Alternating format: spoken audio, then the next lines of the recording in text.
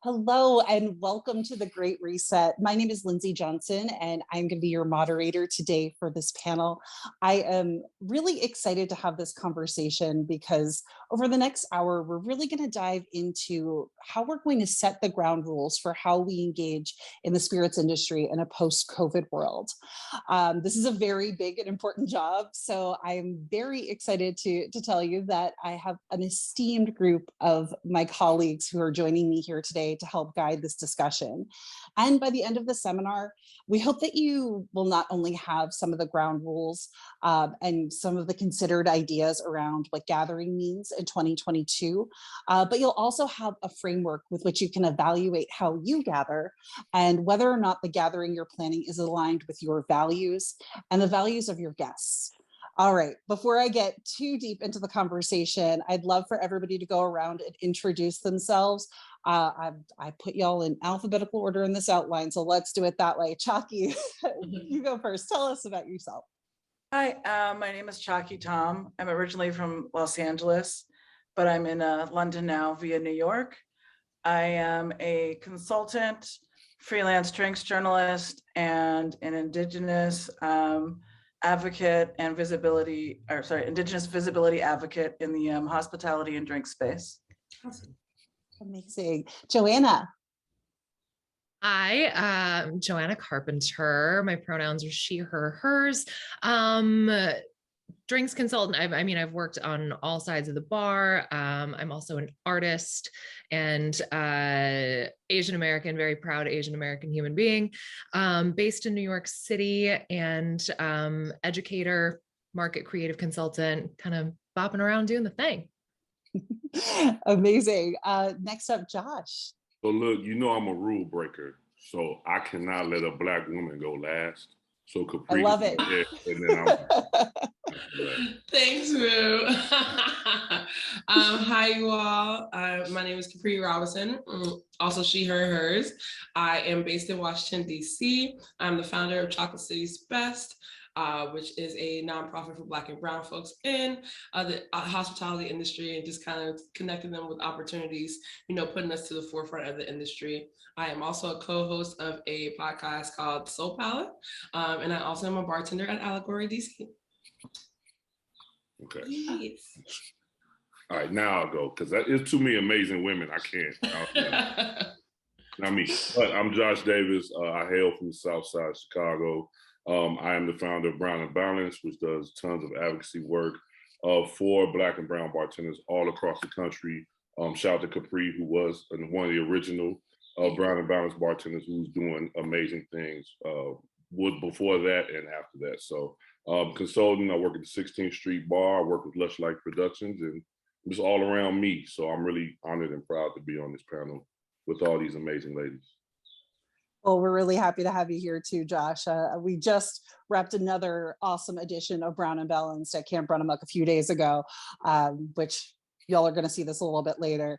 But honestly, my experiences at the events that we've hosted already this year, which include 2 Brown and Balanced events, have really led me to want to have this conversation with all of you, because I can see the anxiety, the hesitation some folks have as we're re-entering events. And as somebody who puts events on for a living, which everybody on this panel in one way or another does that, I think it's really important that we have these discussions and we talk a little bit about kind of what we're seeing and how we can do a little bit better. I know that when the pandemic started, there were a lot of intentions around reforming the industry, changing how we operate as a group of people. And some of those things I see happening, and some of those things I see maybe not happening as much. And I think that's really what we're going to get into today. So let's start at the very beginning. Let's start with gathering, right? So gathering doesn't just apply to the work that I do or that Brown and Balance does or Chocolate City's Best does to bring folks together. Every night you're behind the bar, meeting friends out, in all of those spaces we're gathering. And whether or not you intend to do it, every single time you go to work, you're either a bystander or part of gathering in one way or another. So I really want to limit our discussion today to the activities in which we gather as an industry. but please feel free to use this lens on gathering in everything that you do, whether it's a family outing or a picnic or whatever, right? There, definitely take these ideas and apply them anywhere you can in your life. A small little note that I'm going to kind of put in here is that very often when folks are met with rules at the beginning of an event, there's sometimes a little bit of pushback. I get a lot of pushback, if I'm being honest with you. But those rules come from a really great place. They come from a place of wanting to set the framework, set the groundwork for what the expectations are at the event, and to help you decide whether or not this is a fit for you. Not every event is a fit for everybody, and rules are really important to understand whether or not I fit into this particular event. I know, for example, that we have had people in the past read the Camp Run Amok handbook and say, oh, I'm going to get kicked out for not being able to exercise my free speech. Well, what they're saying is the only kind of speech we limit is racist and misogynist speech. So if you're not comfortable with those, limiting your speech to not include those things, then you are definitely not a fit. You're not going to fit into the program. So those rules are really a kindness. And as we're talking about rules, keep that in mind when you're setting up an event, whether it be a birthday party or really any kind of gathering. Anytime you put more rules into place, you're going to find a more successful event. So now to my brilliant and esteemed panel. So let's talk a little bit about gathering and how you all gather. Now that we're in 2022, how are you engaging in the public? Are you going to events? Tell me a little bit about it. I will let any one of you start. Yes, so I am definitely going to events now. DC is definitely open back, and it's feeling in certain places that COVID probably never ever happened, right? The only thing that we can really feel is that we lost a year of working, but outside of that, like, people are back. People aren't wearing masks in cars now, and it's just on that front, gathering feels the same, almost a little bit more pressure, I feel like, to kind of be out, and more pressure to engage. And you can see, especially when I'm bartending, people that come out by themselves that are like trying to find people to talk to and find some interaction. And but it's been nice to see. One half of it is that people are coming out for NA beverages, and they're coming out for low alcohol drinking. And it's really just to be out. It's just to be out of the house and kind of find a space to, talk and speak with their friends. That's not over the phone or through a screen. Yeah, absolutely. Chockie, you are in a completely different place. You are over in the UK. Are you seeing the same thing over there?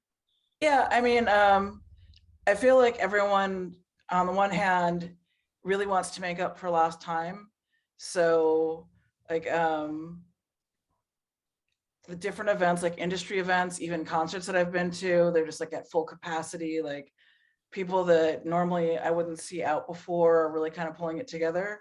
But also at the other hand too, like there was a point here where it seems like everyone just kind of wanted to forget.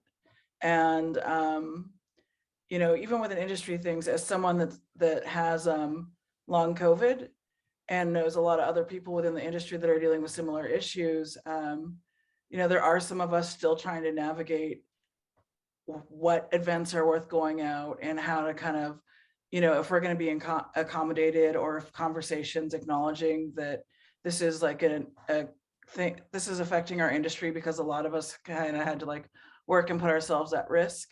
So on the one hand, people are like really excited. I think some people have forgotten how to go out as well. So there has to be a lot of kind of rules put into place and a lot more attention paid to consent as you go, just because all of us are in like a really new world now. It's never going to go back to how it was, but we all have so many different things that we're trying to balance that, we are really recreating how we interact with people, both like normally and especially at events where we're dealing with controlled substances, and there's a lot of liability there. Absolutely. Joanna, in New York, I definitely felt like of all the places that I've been since the country decided the pandemic is over, which it is not, New York has felt the safest to me, as far as like rules, and it seemed to have everything together a little bit better, which from where you sit, maybe that's not the case, being in it every day. Tell us a little bit about what it looks like in New York City. New York is so interesting because I think one of the, I do agree that we have been one of the safest places to be. You know, there were a lot of, and you all know that I'm very politically active, and there were a lot of failings on behalf of local and state government that happened during the pandemic, but they also really, really did a lot of things very right. I was not thrilled when the vaccine mandates got lifted for indoor spaces, but I also understand, especially when it comes to the restaurant and bar industry here, we are one of the primary economic arteries. And frankly, they wanted the tourism dollars back, and I get it. You know, this impacts Broadway, this impacts hotels, this impacts jobs. You know, we're the epicenter of the supply chain here. So logistically and economically, you know, it very much is back to life. Like we're back to normal, and have been for a while. And there have been spikes in cases, and everybody's just gone, okay, you know, we're going to do the thing. We're going to test more. It's interesting culturally because the industry in New York City is not talking about two very primary things. The first thing is that all of us who stayed throughout COVID are so, am I allowed to curse? Can I curse? Is that fine? Can we curse on here? Yes. Thanks, Megan. Yes, and thank you. This is an adult event. Everybody who stayed in New York throughout the duration of the pandemic is so fucked up. We are so fucked up. And I say we is like, yes, so fucked up. And we haven't been given, nor have we necessarily taken the space to process the trauma of the last couple of years, because one thing this industry is really good at is you just keep it pushing. You got to go, you got to make your day, you got to make your money, you got to keep the doors open, literally. That's one big thing that we're not talking about here, that I feel like is going to come out sooner or later, probably sooner. But also we're not talking about the fact that a large number of our hospitality workers in New York City are dead because of COVID. And it's a lot of people who do not have larger representation in the industry, a lot of people who are immigrants who are just lost in the shuffle. We're not talking about that. And I'm not faulting us in New York for not talking about that, because it's been really hard. I never stopped moving personally between the launch of Save NYC Bars and, you know, just trying to be like supportive of the community. We're very much straddling this dichotomy of businesses flourishing and we've got a whole new generation of talent that has stepped up behind the bar on all sides of the bar here in New York. There's beautiful, beautiful things happening in this industry, and new skin turning over, while at the same time people might think this is contentious and polarizing, but I think we're deeply broken in a lot of ways that a lot of us are very afraid to talk about. I think you're absolutely right. Yeah, exactly. It's just layers of trauma upon trauma. And the only way that people can pay their rent is by opening the door and letting more folks in. So they don't really have options. And it's not like landlords are being any more fair as things go on. No. Oh my goodness. Well, Josh, as somebody who has now, as I mentioned at the top of the show, you've now managed two very large events. One more than 1,000 people came to. Obviously, camp is a much more controlled environment. Thank goodness for that. I was way less stressed out to have only 200 people in one space outside. How have you seen people change the ways that they gather at your events? One, I know it's a lot more, I think Joanna said, Chockie said, it's a lot more consent. When we were in San Diego, a lot more people saying, hey, are you okay with a hug? You know, in our industry, when we see each other, it's natural for us to just want to hug each other and show love and do all that. But it was a lot more, hey, you okay? You a hugger? Is it okay? So that's one thing I noticed like right off the bat that I really appreciated. There was also a lot of social distancing, and I think people were doing it subconsciously. They didn't even realize like a lot of conversations that were happening a little further apart, or groups were a little spread out a little bit more. Even the pool tables and the pool chairs were spread out, and people were just automatically doing it. So I think that over the last couple of years, especially some of us that are older bartenders, there's just been a level of maturity that's happened in our industry where the people in our age brackets are starting to set the examples for the younger bartenders and saying like, hey guys, look, it's not over. The shit's not over. Like I know cases might not be as bad anymore. I know most of us are vaxxed and boosted, which is a great thing, whether you agree with it or not. That we're not here to get into all of that. But the people in that 30 and up age bracket are saying, y'all, quit fucking up. Like, absolutely. I'm gonna social distance from you. I'm gonna be safe.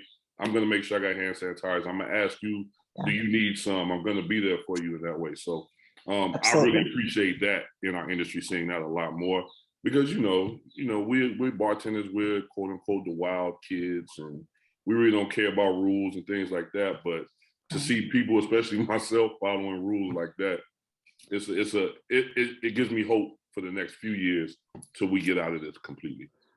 Absolutely. And I want to note that you chose to have both of these events outside. I know the one at camp is always outside, but like that, making that choice to make sure that people had, a little bit more space and a little bit more fresh air and not enclosed spaces, I thought was a really smart choice on your behalf. Thank you. And one that I think made people feel more comfortable. Also, both of those events, it was required to show a vaccination card before entering. So I think again, as I said at the very beginning, having rules really helps people understand whether or not they should opt into an event. And your events, you got to show that vaccination card. If you don't have one, then maybe this isn't the event for you. And that worked out, I think, really nicely. And I think that's part of why those events were as successful as they were. So now as we're gathering, as we're all getting back together, do you find yourselves approaching how you think about going out, or how you think about gathering in any sort of different way? Kapri, I'll start with you. I do. I definitely think for me, the social distancing, of course, but I think also just like choosing what to go out to, and what is the importance of going out? One, not only about the money that's happening right now, right? The spike in prices for everything to go and travel, but outside of that, it's just like, how much of that time is it really giving back towards me, right? I find myself really paying more attention to the amount of energy I'm putting into certain activities and certain programmings, and putting events together and stuff like that. And for me, it's now about actually conserving some energy and being able to reflect and be by myself and different things like that. So for me, gathering now looks like it's important, right? Like I'm trying to put something together that's impactful. I was speaking to a great friend of mine, Erica Christian. We co-founded Empowering the Diner together, and we were just talking about how these spaces can be utilized to help us. We aren't doing enough micro impactions, if that makes any sense. Like a lot of people are thinking about bigger pictures, right? We're thinking about bigger charities. We're thinking about bigger ways to give and create events around giving to these bigger organizations, stuff like that. When there's like people in our own community that need these same events to help them with medical bills, food, and stuff like that. So like, for me, I think that our gathering needs to be a little bit more intentional and more impactful. And I've been thinking about that a lot in general. And even if it's about like, hey, come and rest. If you need a place, if your home is not restful, I'm trying to create a space that is rest. Or even really, honestly, a lot that I've been thinking about too, is how can I give Black and brown people joy and a feel of joy? Because, we've talked a lot about our issues and why we're angry and why we're mad and why we're trying to set this up and trying to do these things through COVID, why COVID is making us upset and losing and lost. But when are we going to start talking about this is where you can come and feel joy and rest and peace and different things like that? So that's the way I've been trying to think about gathering, and even trying to give that feeling when people come to my bar. If that answers the question. Absolutely. I also think that what you said at the very beginning there about conserving your energy and putting your energy into different places, you've done a really exceptionally good job of taking your energy and finding different ways to gather that don't require an Uber, that don't require going out. But like your podcast is a really good example. You know, you're finding other ways to connect with folks. And I think that's really a huge asset and something that I think we weren't thinking about as much before. And I commend you for doing such a great job on that. And Josh, you've done similar work in the online spaces. Have you seen a different, you know, as we kind of get back into in-person events, are you seeing that folks are still engaging with you in those digital spaces as much? Oh yeah, absolutely. Digital space, I think it's going to be the wave from now on. There's a lot of people, and it's an old Black folks saying, I know Kapri gonna know this, is who all gonna be there? Yes. So, you know, when I go out or when I'm trying to go out or if I'm thinking about heading out to do something, it's like, yo, who gonna be there? Because if I know it's people that might not move the way I move as far as, you know, safety and protocols that I put in place for myself, my family, I ain't coming. So I'll stay right here. And if I stay right here, I can reach a larger audience because now those people who might be restricted from going out somewhere, they can stay here and we can still have the same interaction. You know what I mean? So that's the way to go now. Digital will be the next thing in our industry. You know what I mean? I know a ton of bartenders who never went back to work. I almost didn't go back because I was having more fun hanging out in my basement, turning my basement into a studio and interacting with people this way. It's the same experience. It's a little different, but it's pretty much the same experience. You still get me, still get my personality, you still get that on the bar feel. You're just in the safety of your own home because again, while the 5 of us are always being safe, it might be 30 people out there that's not. So, you know, I love the digital space. I'm working on different ways to enhance my digital space. So. Awesome. Chockie, immersive also lives in both the in-person and digital space. Yeah. Tell us a little bit about that. Okay, so through some of my advocacy work, in 2019, I started a pop-up called Doom Tiki, which we now call Doommersive because we always planned on changing the name and using Tiki is out now.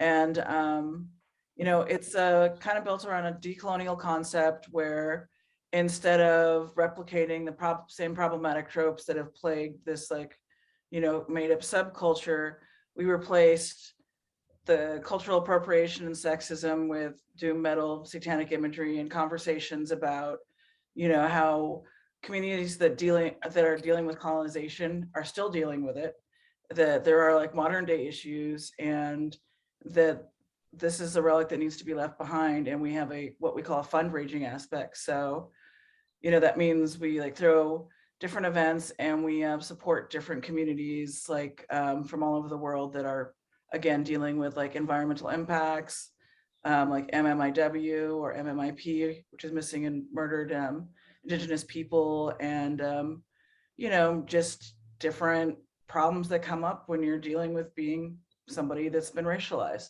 So we started moving some of our stuff online during lockdown, and that kind of helped us expand our educational platform, which as someone that moved in the middle of COVID from the US to the UK, you know, allowed me to like find ways to still work, especially since with my health issues that are thankfully getting better now, you know, I couldn't bartend anymore.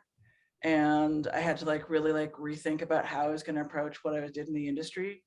And then as we've moved towards doing things in person again in the UK, we have to deal with the legalities there, the culture's there, and we try to keep it as safe as possible. We like to make sure that we have outdoor spaces.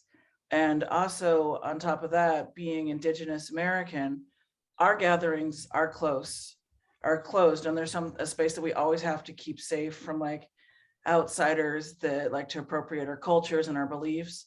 So I think having these conversations online has been important for us to kind of like protect our elders and protect our vulnerable members of community. So by having these conversations and getting people to understand it, we can create a safer environment for our communities that expands just beyond like my culture, my industry, and things like that. So that's where I think we're at with that. That's amazing. And Joanna, I know that so much of your advocacy work has been in the digital space as well as in the in-person space. But I mean, you've changed laws. You've gotten things passed in the New York State Legislature. You've made some real change with the digital community. Tell us a little bit about that. It's been so interesting.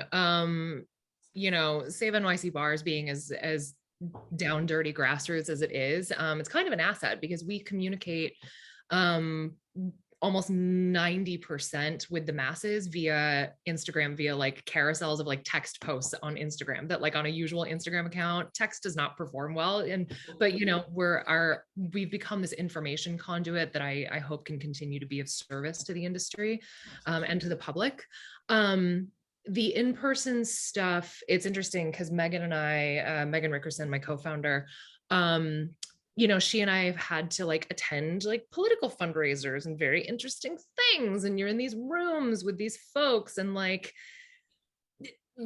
you're just trying to get a sense of the vibe and also be hyper aware of the relationships that can get built and also hyper aware of the fact that it's like, oh, another spike. Like we were at a fundraiser for the mayor, the mayor-elect last December.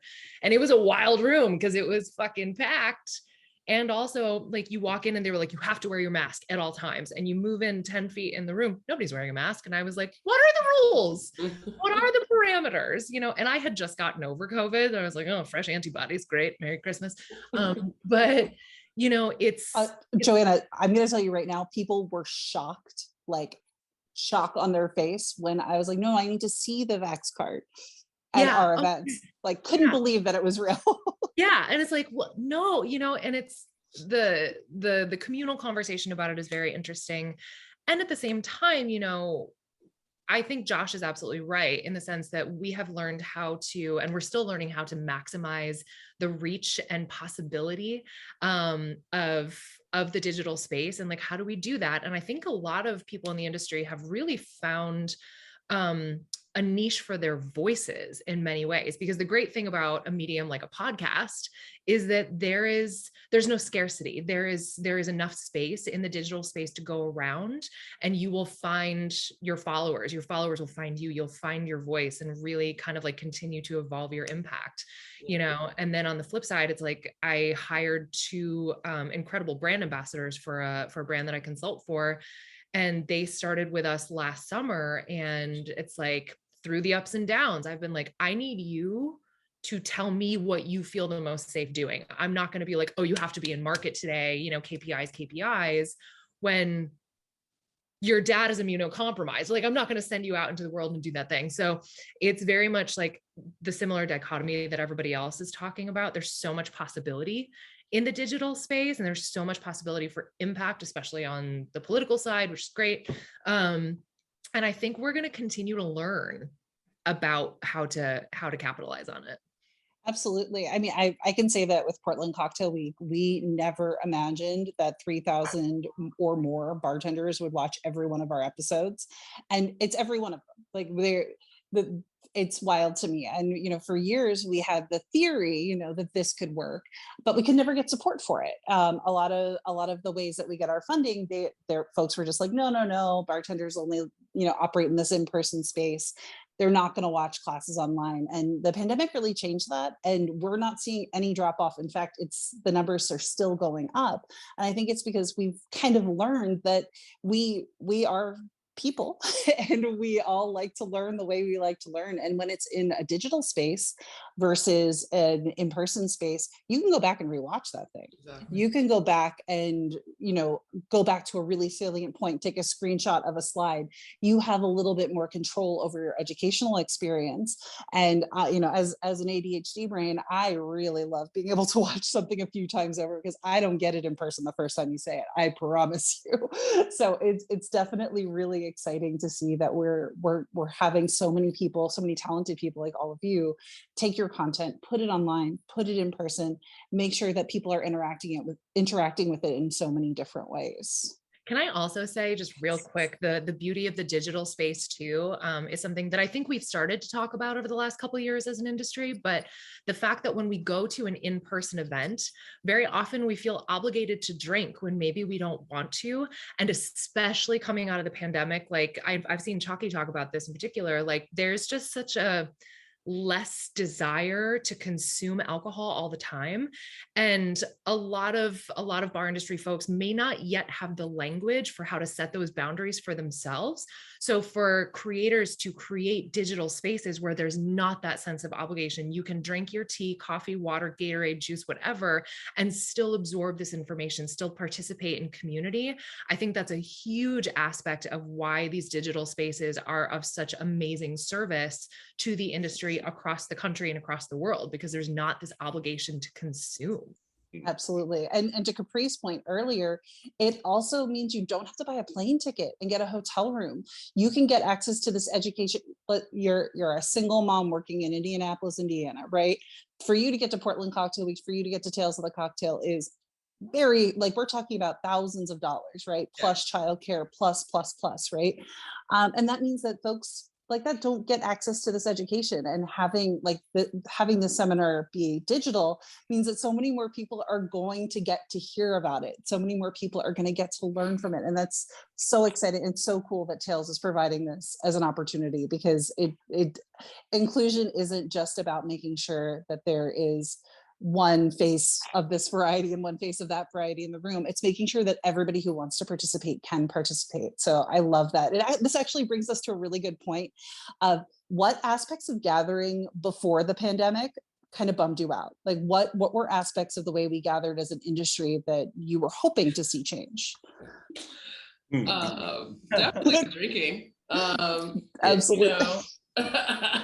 Drinking, overconsumption, the obligation feeling. I was thinking to myself, because I actually been doing a few days of not drinking, which I never thought I would see myself do, but now I do. I go out and have like kombucha or water or, whatever the NA options are. The obligation, I'm asking myself, like, why did I feel that I had to do this? Why do I feel like I needed to do this? I think a lot of it was curiosity, right? I'm new in the industry. I still feel like a baby in the industry. So I want to taste everything. I want to try everything, but forgetting that all of that's going to make me fucked up by the end of the night. And now I'm fucking out here with my titties out. But like, it's just like, it's that part. I think also we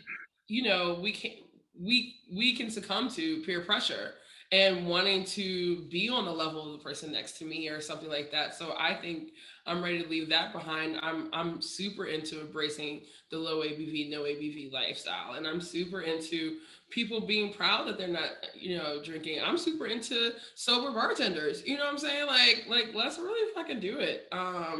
That's one of the things. Kapri, we had 29 people check the box to say they were sober bartenders at Camp Run Amok this time. Oh around. Yeah, that's awesome. That's awesome. That's so crazy, because I've been having guests recently be like, do you drink? I guess they've been running into these sober bartenders and they're upset that some bartenders don't drink. I've been having like weird interactions with guests. Don't shame people if they don't drink, guys. That's none of their business. That's right. Like, I can still tell you about this drink, child. I know what the flavors taste like. I think for me that it was the FOMO effect, right? So like, think about Run Amok, you think about Portland Cocktail Week, and like, let's say me and Kapri get accepted, which we have, but then that whole sector of bartenders that don't get accepted, and all the hate and vitriol and all that they put out there because they don't get accepted into something, or they feel like this is gonna make or break you if you don't get into this one time.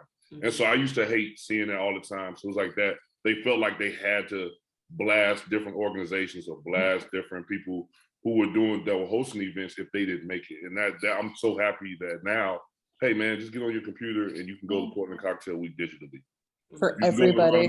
Digitally, you can log on your Instagram. I'll go live on Brown and Balance. Hey, you didn't miss it. Or Kapri at the competition. You didn't make the top 8. You're still going to be able to see it. So now, I was watching. Yeah, with that we can now, we can do it this way, and it's not so much that social media hate and stuff that's out there, and just all that negative energy, like Kapri was saying earlier. Like, I've gotten my life to a very drama-free, positive energy life for once in almost 43 years tomorrow. So I'm happy, and I just don't want to see all that bullshit no more. Yeah. You know what I mean? Yeah. And now with the advent of our digital lives, we don't have to see it as much. Yeah. Well, Josh, you also brought up non-consensual touching, which as I maybe not just as a woman in the business, I can say that the break in having to be constantly touched and hugged all the time has been really welcome. Have Chockie, Joanna, have you seen anything other? Are there any other aspects of gathering before the pandemic that you would like to see go away, or maybe you have seen gone away? I think there was always there's a drive now to be healthier about how you go out, just because, especially before we were able to, especially when I know I'm doing brand work, do things online instead of having to be in person.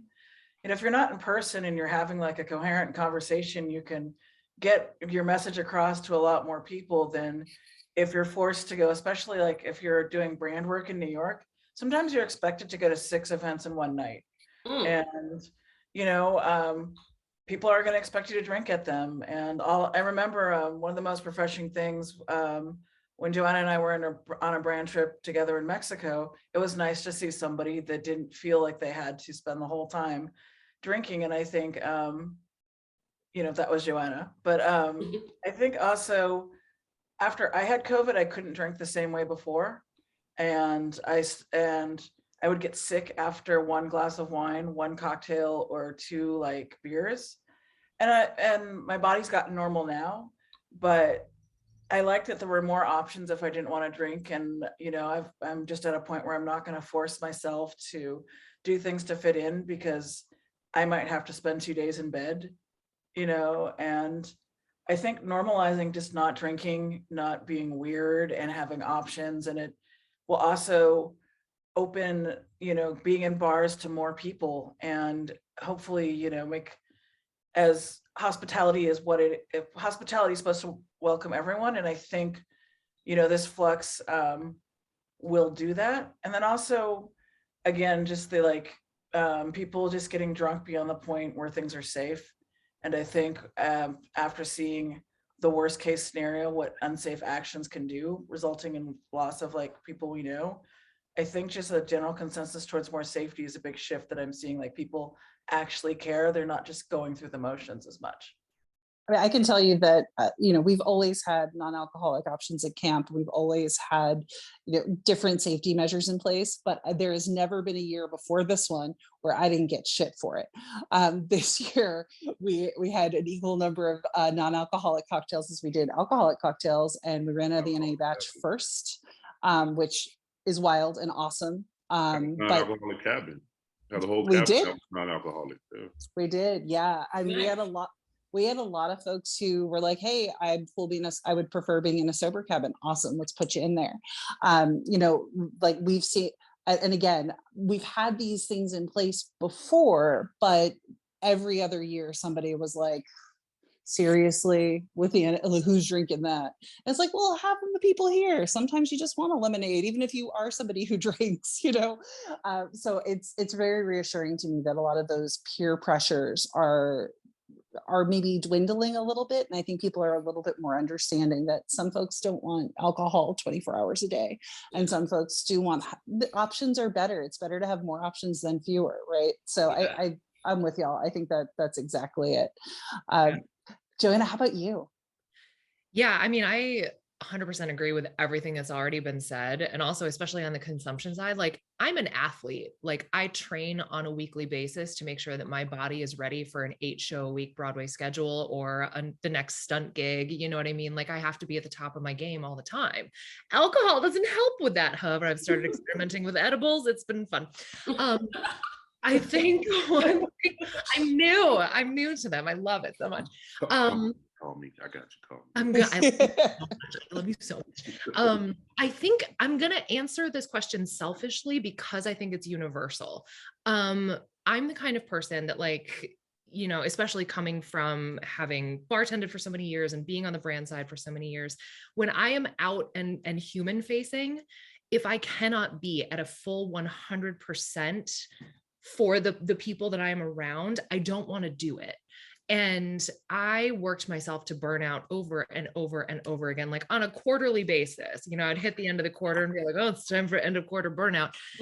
And one thing that I'm really, really thrilled to leave that in pre-pandemic history, because now the amount of I'm so flattered by the amount of events and things that I get invited to.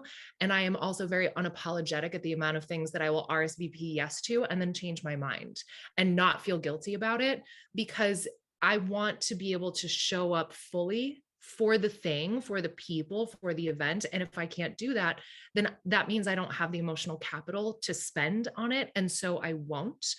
And because what I do is so emotional capital intense, like it is very, very difficult to sit on hearings for 8 and 9 hours with awful people like screaming at you about open restaurants and whatever. And it's like being a human costs more these days, I think, for all of us. And I think we all get so much more tired than we ever used to, so much faster, that like, I'm really excited to be leaving that sense of obligation to show up to everything and spend that emotional capital in the past and move into this new world of, oh, you can't go?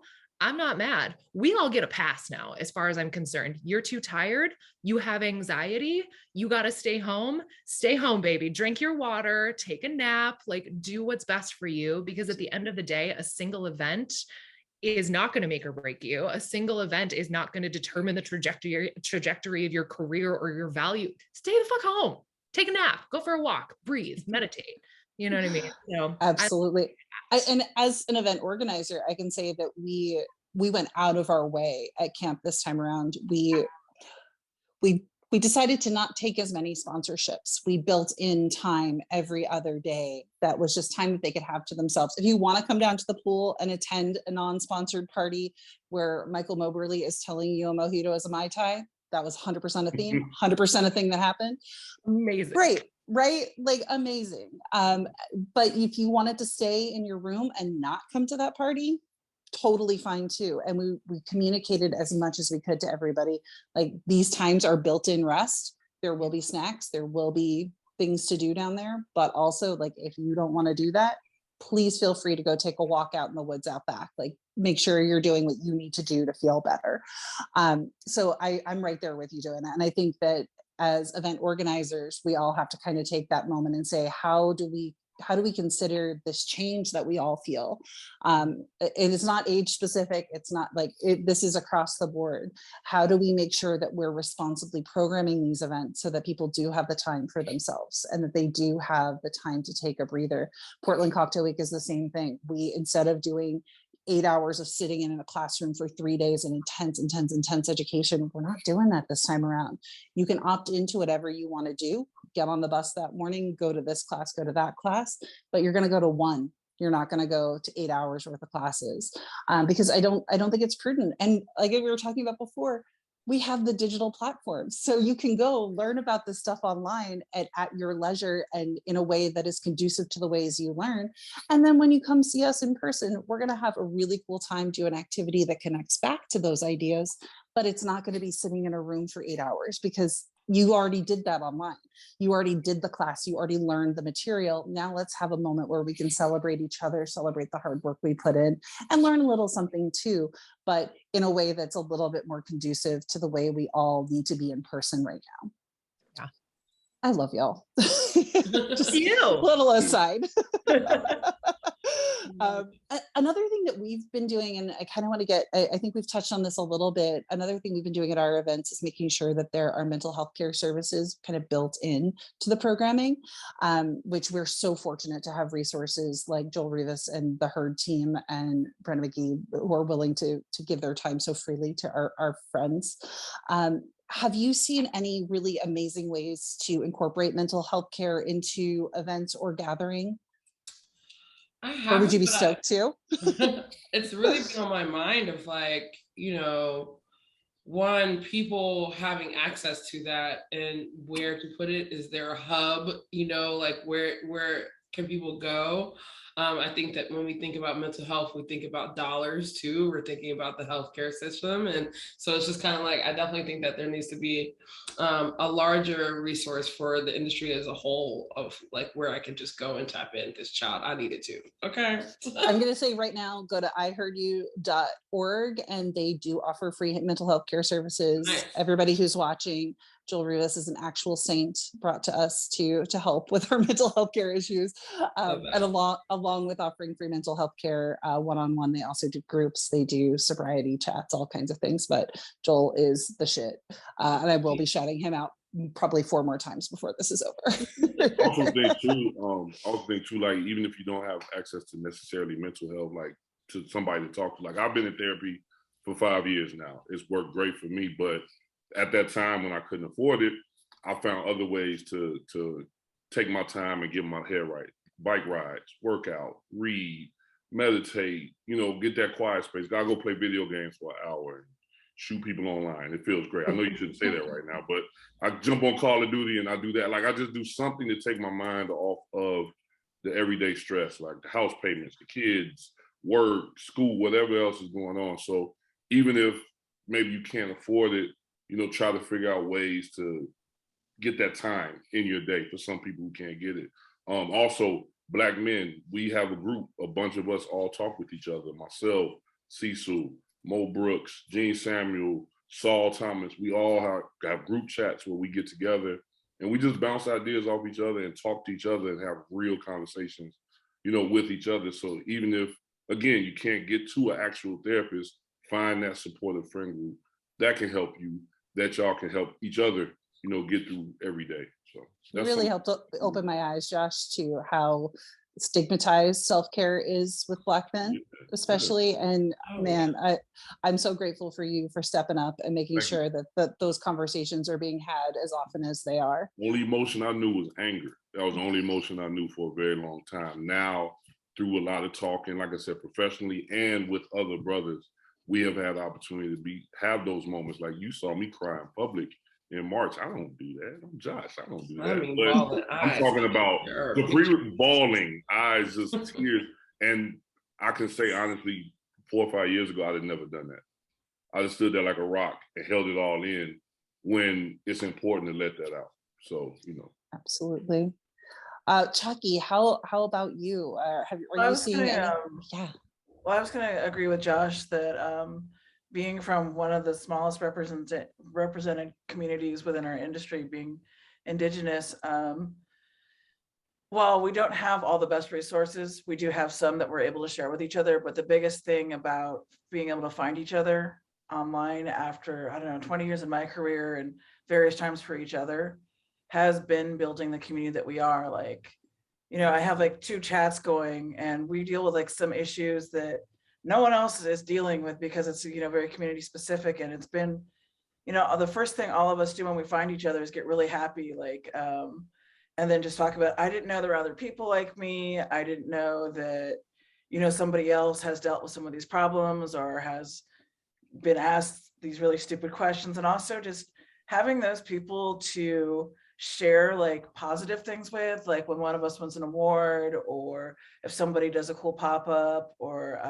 someone's releasing something new, being able to have your community to celebrate joy with is really important. Because, you know, when you have a heavy history to deal with, sometimes that's all people want to reduce you to when they want to involve you in their projects. And having other people that it's just not all trauma based is like one of the biggest things you can do for your mental health outside of seeing a professional, I think.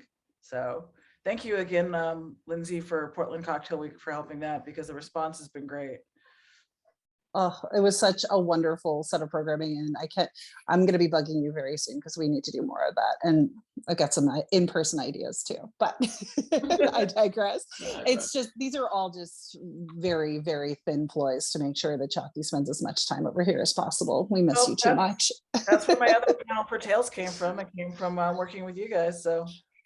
Well, I'm so stoked to see it happening in so many more places. It's so exciting that these conversations are happening more frequently in so many amazing places and esteemed places like here on Tales of the Cocktail.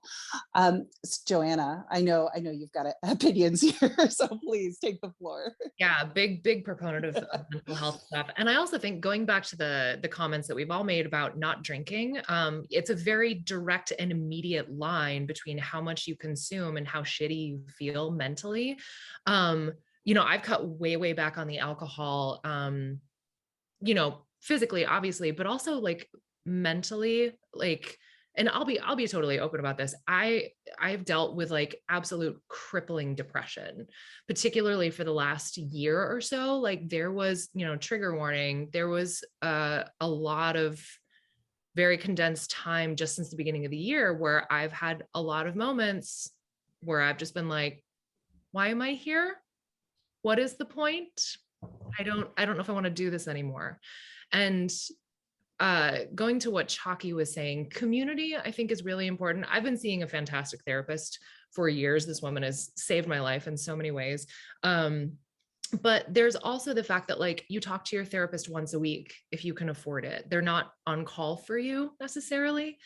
And I found so much joy and trust and safety with certain members of the community who I know are like my ride or dies, that it's a simple exchange of, hey, do you have the bandwidth to hold space for me in this moment? And so you give them that permission structure where if they're having a day and they're not able to talk, then like you have that, but there's that trust there. Like, I mean, I've got this core group of humans that I can ask if they have space for me, and I can kind of not unload, but I can share whatever's happening.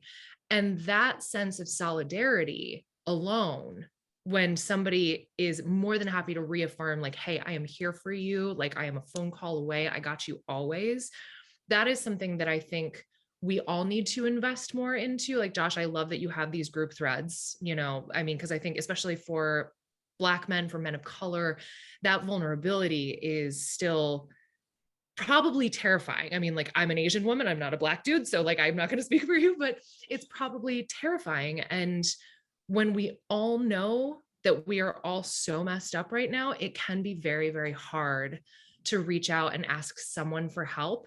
But I think the beautiful thing about this community from coast to coast is the fact that we always have at least a couple of those people who are in our corner that we can reach out to. And I think we need to be able to do that more, because the sense of isolation compounds whatever awful mental health things are happening, and I think we're getting to a point that I'm loving, that we're accepting that fact that we all need each other and we all need help, and it's okay to ask, you know what I mean? Just like ask if somebody has the space, ask if somebody has the bandwidth, and then be vulnerable. Like, we're in the business of humans, and we can only human if we can be a human. And so accepting that about ourselves and about each other is like one of the most powerful things that can be done outside of, like larger resources. So. Absolutely. We talked a lot about changes that we've seen that have already been made. I know that when the pandemic started, my brain just for the first time in 15 years went off of autopilot and started really examining like what I was doing day to day. Are there any changes that we haven't seen implemented in any way yet, or that we would like to see, as we are quote unquote re-entering the world and the industry? Joanna, since you're up here, I'm going to start with you. Are there any big changes you wish we were talking about that maybe we haven't addressed? We are still leaving behind people who do not speak English as a first language. We are still leaving those people behind everywhere.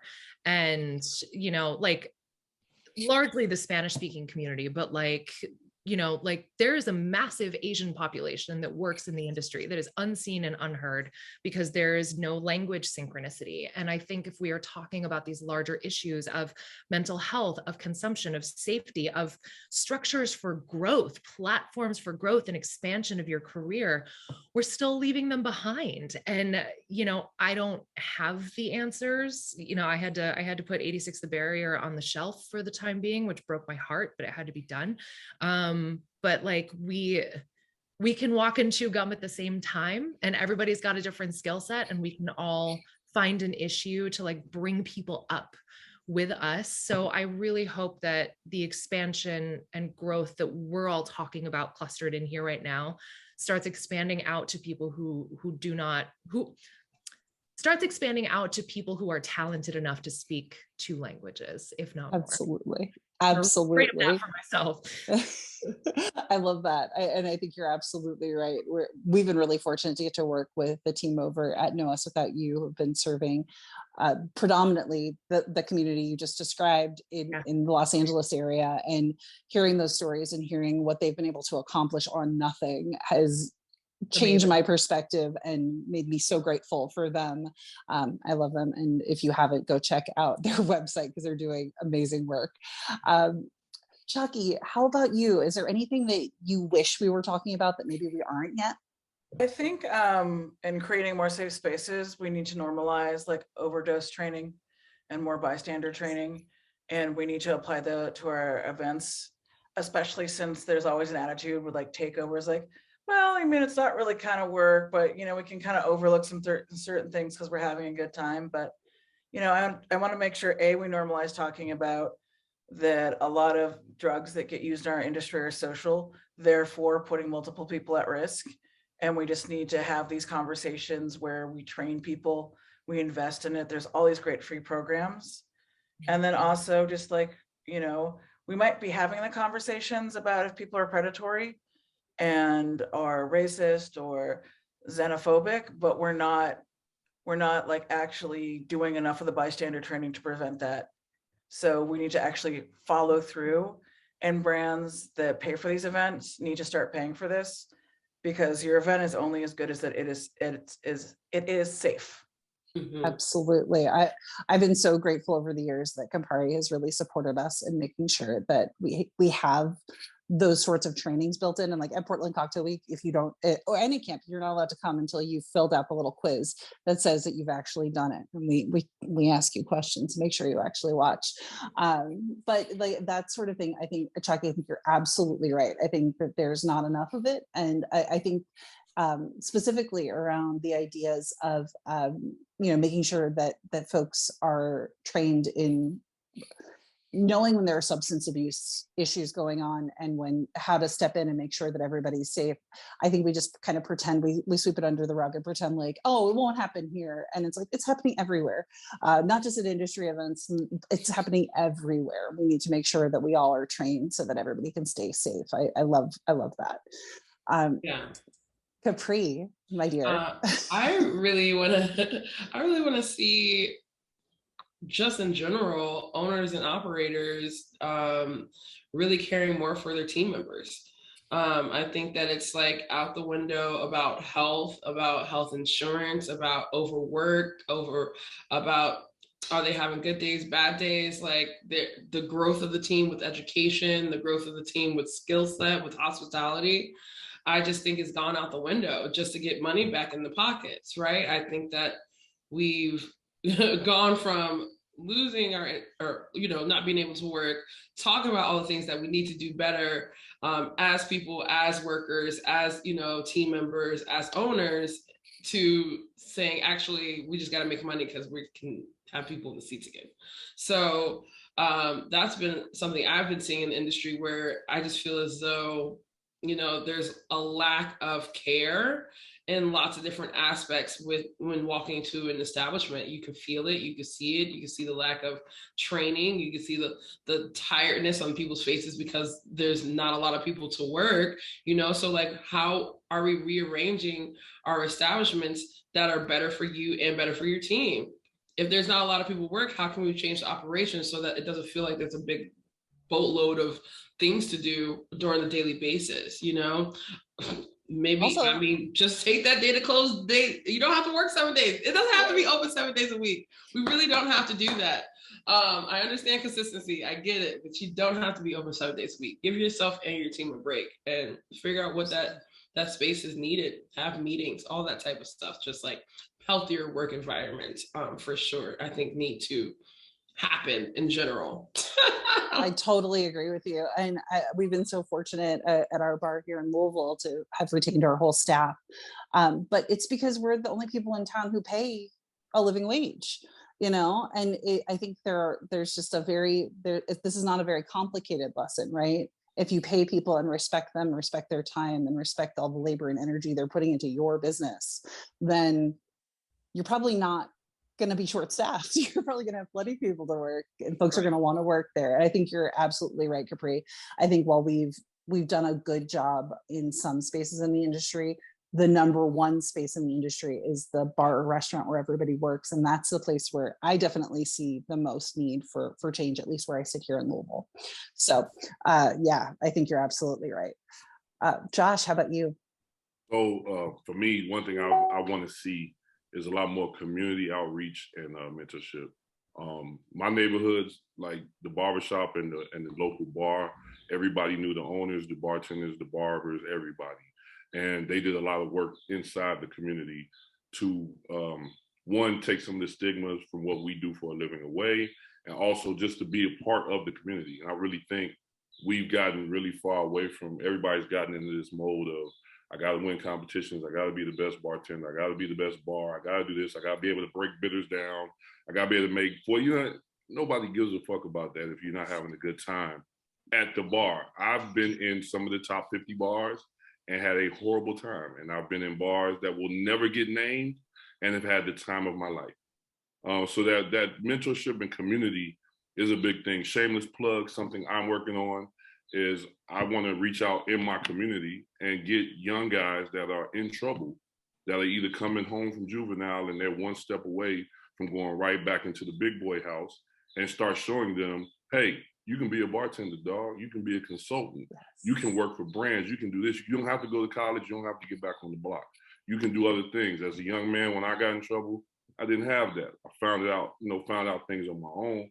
But I think if they see people like us come to them and just talk to them and show them a viable source, we can start breaking some of the other stigmas outside of our industry as well. And we can also make our industry better. So that's the next Brown and Balance thing. It's going to be getting the young boys before they go in, and also trying to get some of the older guys when they're coming home. My brother, hopefully, is coming home really soon, and he's going to be working with me. He's been down since 1996.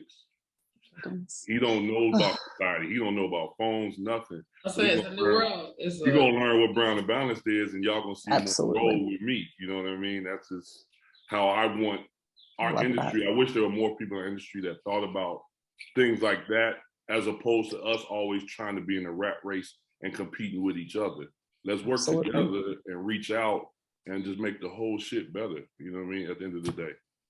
Well, I think that is the perfect place to wrap this up, as we are at the very end of our hour. And, you know, a breaking news on Brown and Balance getting into a whole new arena of advocacy and help. I think that's a good place to leave the conversation. I can't thank you all enough for giving me so much of your time and energy and attention to be a part of this panel. I think this conversation is one that this is the first of many. And I could not be more grateful that y'all are the people who are having it with me today. So thank you all. And thanks to Tales of the Cocktail for hosting this. This is such an important conversation to have. And by inviting us all on here to do it, and specifically inviting this amazing panel of human beings to be a part of it, really speaks to what a wonderful organization Tales is, and how excited we are to be back at Tales of the Cocktail this year. So thank you to everybody. And I will talk to all of you later. Absolutely. Bye, y'all. Have a good day. Bye.